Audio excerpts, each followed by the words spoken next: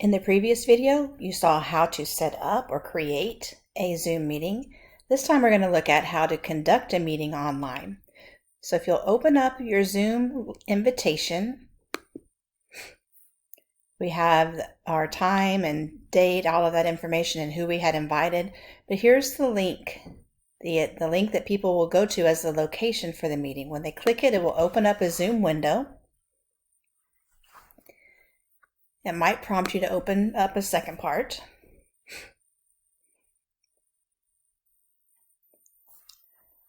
And it gives you this pop-up about join with computer audio. If you remember earlier, I said that you had the option to join by phone or to join by computer. So let's go ahead and test our system down here. Yes, I do hear that sound. Yes, I do hear that sound. Okay, it picked up my sound and repeated it back to me like that was our test. So everything looks good to go with joining by computer audio, so I'll click yes. And then I need to make this screen go full size because this is now the screen that my whole audience will see. Now, as more and more people join, their pictures will pop up, kind of like the Brady Bunch. When you remember all of the kids being in the little boxes, your attendees will appear in that same kind of a format.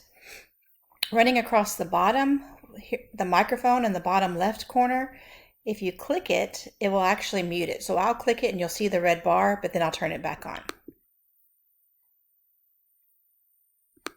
So maybe you wanted to mute yourself for a moment while the dog was barking or while the doorbell was ringing, that kind of thing. Here's your video icon where you can turn your video off and on. That's a personal choice that you have there. Then we have underneath that a place to invite others, but we already have invited them, so we don't need to invite anyone else. And manage participants. If you click that, it will give you the list of everyone who is currently attending your meeting. So in my case, it's just myself, but if you had your class or your business members, they would be there. And you could mute them in case they accidentally had turned themselves back on and you didn't want to hear what was happening in their background. You, as the owner of this Zoom meeting, would have the option to do that. But let's go ahead and close that out. If you had a poll, there is a way to do polls. Sharing, we'll come back to in just a second. Chatting, if you want to have a conversation with the people in the group, you can type that in and it will become just a rolling chat box here. You can close that. And if you wanted to pause for a moment while, if you remember, we are recording, we can see that up in the top left corner.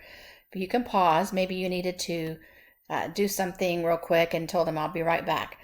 You could pause and take a little break. But the share is what's really important, because if you're having class or if you're having your business meeting virtually, you probably need to share some kind of information with them. It could be a document, it could be a PowerPoint slide, it could even be a website. So when you click the share, it brings the options up for you. I could choose to share my whole screen. I could turn it into a whiteboard where we are brainstorming or working on ideas together. I'm not currently using an iPhone or iPad, but that would be an option too. Screen recorder.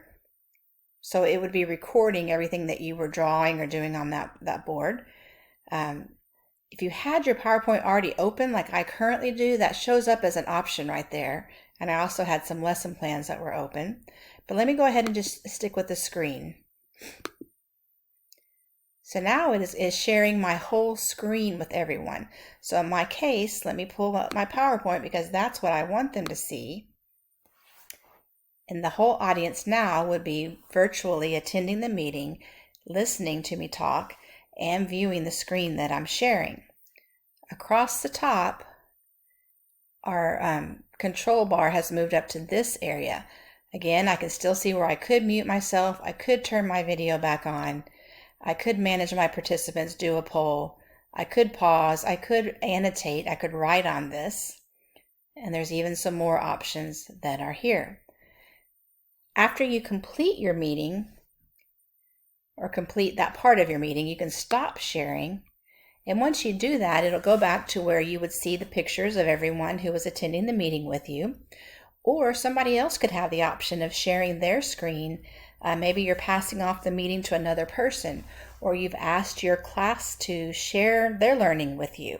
There is a way for each of them to share their screen as well. Pretty neat tool. As you can see up here, I am still recording, which is what I wanted it to do. So if the Zoom meeting finishes, you'll click the end meeting for everybody. Okay, close it out. And that brings it back to where you and I are just talking right now. So at this point, what happens with Zoom is it is changing my recording, converting it down into a format that we're going to be able to use and share with people who couldn't attend the meeting, or for the people who did attend our meeting but are going to need to refer back to it at a later point. So this can take a little bit of time, so I will pause our video.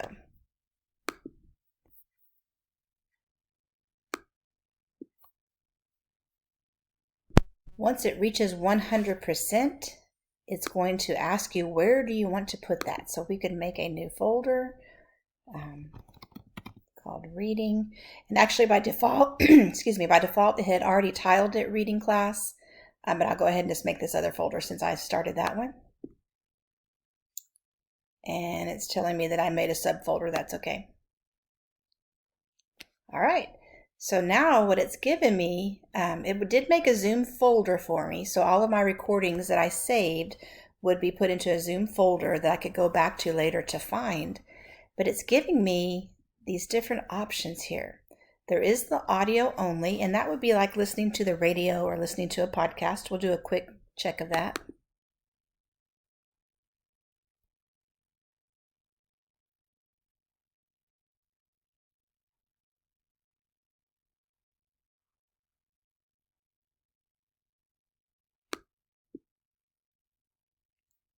So I'll click yes.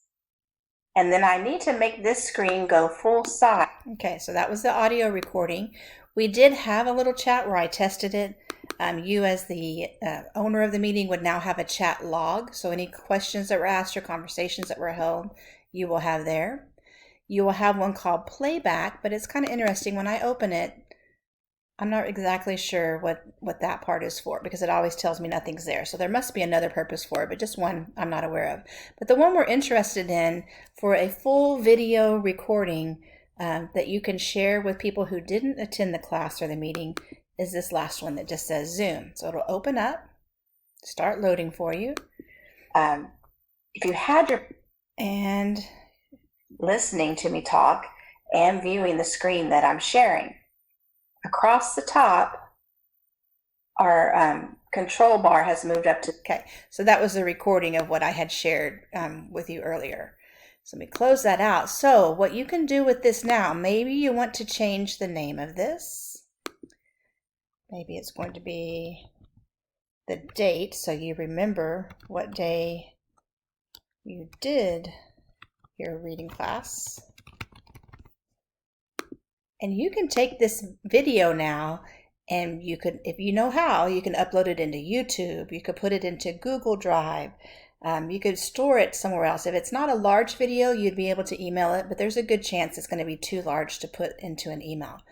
But this is the wonderful way for you to record your meetings and have all of that available to share out with your class. You can do that live like we're doing right now, or you can have the video archived and shared later for playback. I hope you've enjoyed this, and I hope it's been helpful. Remember, there's two parts. We had part one where you learned how to create a Zoom meeting, and this time it was how to host a Zoom meeting.